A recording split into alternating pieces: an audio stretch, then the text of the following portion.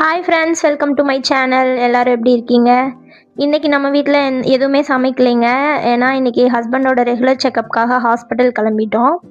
வெறும் சாப்பாடு மட்டும்தாங்க வச்சுருக்கேன். நம்ம முந்தின நாள் ப்ரிப்பேர் பண்ணி வச்சுருந்த தக்காளி தொக்கு நான் இன்றைக்கி சமைக்க முடியாதுங்கிறனால தான் முந்தின நாளே இந்த தக்காளி தொக்கு ப்ரிப்பேர் பண்ணி வச்சுருந்தேன். அவ்வளோதாங்க இன்றைக்கி நம்ம லஞ்சு. பாப்பாங்களுக்கு எங்கள் 2 பேர்த்துக்கு எல்லாத்துக்கும் போட்டு ரெடி பண்ணியாச்சு. நீ கிளம்பிட வேண்டியதாங்க. லைஃப்பில் சில விஷயங்கள் நம்ம பார்த்ததுக்கப்புறம் நம்ம மற்றவங்கள பார்க்குற கோணமும் மாறி இருக்கும், மற்றவங்க நம்மளை பார்க்குற கோணமும் மாறி இருக்குங்க. இவங்கெல்லாம் நம்ம கூடயே இருப்பாங்க, நம்மளுக்காக உயிரையே கொடுப்பாங்கன்னு நம்ம நினச்சவங்கலாம் எங்கே இருக்காங்கன்னே தெரியாது.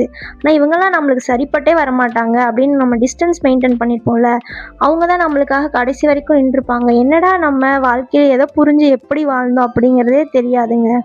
எது எப்படி இருந்தாலும் நம்ம லைஃப்பை நம்ம தாங்க வாழணும். Past is past. எல்லாமே கடவுள் அருளால் நல்லதாக நடக்கும்னு நம்புவோம். ஹாஸ்பிட்டல் வந்தாச்சுங்க. இங்கே பாருங்கள், இவ்வளோ பேர் இருக்கிற ஹாஸ்பிட்டலில் எப்படி இந்த புறா உள்ளே வந்துச்சுனே தெரியல. உள்ளே வந்துருச்சு, ஆனால் வெளியில் போக தெரியல.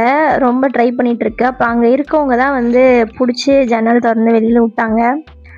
எவ்வளோ ஸ்ட்ரெஸ்ஃபுல்லாக ஒரு இடத்துல உட்காந்துருந்தா கூட நம்ம மைண்ட் ரிலாக்ஸ் பண்ணுற மாதிரி ஏதாவது ஒரு விஷயம் கடவுள் செய்கிறாருங்க. அதுதான் எனக்கு ஆச்சரியமாக இருந்தது. ஓகேங்க, இன்றைக்கி டே இப்படி தான் போச்சு நம்மளுக்கு. நாளைக்கு நல்ல நல்ல ரெசிபியோடு நான் உங்களை பார்க்குறேன். இன்றைக்கி என்னால் ரெசிபி போட முடியல, சாரி. நாளையிலேருந்து ரெகுலராக நம்ம சேனலில் ரெசிபி வரும். Thank you friends. Thanks to all.